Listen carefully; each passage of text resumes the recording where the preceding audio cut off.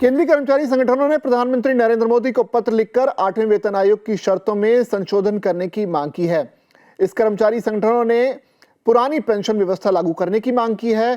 केंद्रीय कर्मचारियों की दलील है कि पुरानी पेंशन व्यवस्था लागू करने से लाखों मौजूदा कर्मचारियों और पेंशन भोगियों की पेंशन सुनिश्चित होगी। कर्मचारी संगठन कर्मचारियों और पेंशन भोगियों के लिए 20% अंतरिम राहत की मांग कर रहे हैं। केंद्रीय कर्मचारियों के लिए पुरानी पेंशन व्यवस्था फिर से बहाल करने की मांग जोर पकड़ रही है। केंद्र सरकार की तरफ से 8वें वेतन आयोग की शर्तों की घोषणा के बाद केंद्रीय कर्मचारी संगठनों ने प्रधानमंत्री नरेंद्र मोदी को एक पत्र लिखा, जिसमें 8वें वेतन आयोग के सदस्यों से नियम और शर्तों में सुधार की मांग की गई है। केंद्रीय कर्मचारियों के लिए ज्वाइंट सलाहकार समिति की राष्ट्रीय परिषद ने पीएम मोदी को लिखे एक पत्र में ये मांग की है, जिसके तहत 8वें वेतन आयोग में संशोधन कर पुरानी पेंशन व्यवस्था बहाल करने का अनुरोध किया गया है।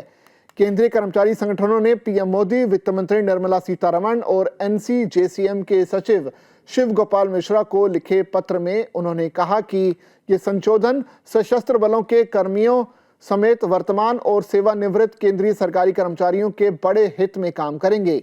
कर्मचारियों ने जिन नियमों में संशोधन के लिए कहा है, उनमें मौजूदा पेंशन भोगियों के लिए पेंशन संशोधन को शामिल करना, एनपीएस के तहत आने वाले 26 लाख कर्मचारियों के लिए पुरानी पेंशन योजना यानी ओपीएस को बहाल करना और गैर अंशदायी पेंशन योजनाओं की अनफंडेड लागत वाक्यांश को हटाना। 8वें वेतन आयोग के कार्यान्वयन की प्रभावी तारीख जो है 1 जनवरी 2026 घोषित करना। 8वें वेतन आयोग की गठन में देरी के कारण कर्मचारियों और पेंशन भोगियों को 20% अंतरिम राहत देना शामिल है। कर्मचारी निकाय ने लिखा है कि सरकार के बयानों के बावजूद 8वां वेतन आयोग कर्मचारियों और पेंशन भोगियों को कवर करेगा। टीओआर में पेंशन संशोधनों का उल्लेख नहीं है। उन्होंने लिखा कि 7वें वेतन आयोग की टीओआर में पेंशन और अन्य रिटायरमेंट के नियमों की निगरानी करने वाले सिद्धांतों की जांच करना, जिसमें उन कर्मियों के लिए मामलों में पेंशन का संशोधन भी शामिल है जो इन सिफारिशों के प्रभावी होने की तारीख से पहले रिटायर हुए हैं।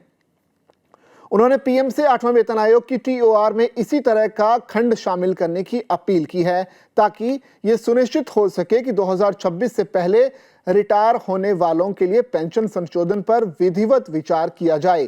केंद्रीय कर्मचारी संगठनों ने 8वें वेतन आयोग में जिन बदलावों को लागू करने की मांग की है, उनमें कंप्यूटेशन की बहाली 15 साल की बाद की जगह 11 साल किया जाए, रिटायरमेंट के बाद 5 साल में 5% अतिरिक्त पेंशन दी जाए, सभी पेंशन भोगियों के लिए संशोधन कवरेज मिले। एनसीजेसीएम ने 8वें वेतन आयोग से 1 जनवरी 2004 को या उसके बाद भर्ती हुए राष्ट्रीय पेंशन प्रणाली का पालन करने वाले 26 लाख कर्मचारियों के लिए पुरानी पेंशन योजना को बहाल करने वाले खंड का भी अनुरोध किया है। पत्र में कहा गया है कि लंबे समय से चली आ रही और न्याय संगत मांग उनकी सेवानिवृत्ति के बाद की सुरक्षा और सामाजिक गरिमा की चिंता को दर्शाती है। ईमानदारी से अनुरोध किया जाता है कि इस मामले को 8वें वेतन आयोग की टीओआर के दायरे में लाया जाए। एनसीजेसीएम का कहना है कि 8वें वेतन आयोग की टीओआर के पैरा E2, जिसमें गैर अंशदायी पेंशन योजनाओं की अनफंडेड लागत को 8वें वेतन आयोग में अनुचित बताया गया है। संगठनों ने इस शब्द को हटाने का प्रस्ताव दिया है। पीएम मोदी को लिखे पत्र में कहा गया कि ऐसे संशोधन सरकार को दी गई पिछली प्रतिबद्ध और समर्पित सेवा के लिए पेंशन भोगियों के समुदाय की गरिमा, उनके अधिकारों और मान्यता की पुष्टि करेगा और हमारी शासन प्रणाली की कल्याण उन्मुख भावना को बनाए रखेगा। एनसीजेसीएम ने कहा कि 8वें वेतन आयोग की सिफारिशों को 1 जनवरी 2026 से लागू किए जाने की सिफारिश की गई है।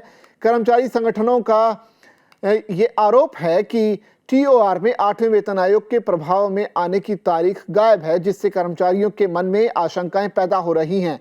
ये केवल उचित और तार्किक है कि वेतन संशोधन, पेंशन संशोधन पर 8वें वेतन आयोग की सिफारिशें 1 जनवरी 2026 से प्रभावी हों और इस तारीख को टीओआर में स्पष्ट रूप से शामिल किया जाना चाहिए।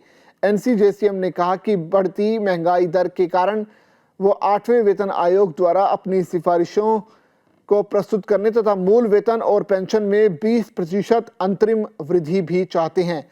पत्र में यह भी कहा गया है कि ये जो उपाय है तत्काल राहत प्रदान करेगा और अपने सेवारत और रिटायर्ड कर्मचारियों के प्रति सरकार की निरंतर सहानुभूति भी प्रदर्शित करेगा, जो राष्ट्रीय प्रशासन की रीढ़ रहे हैं।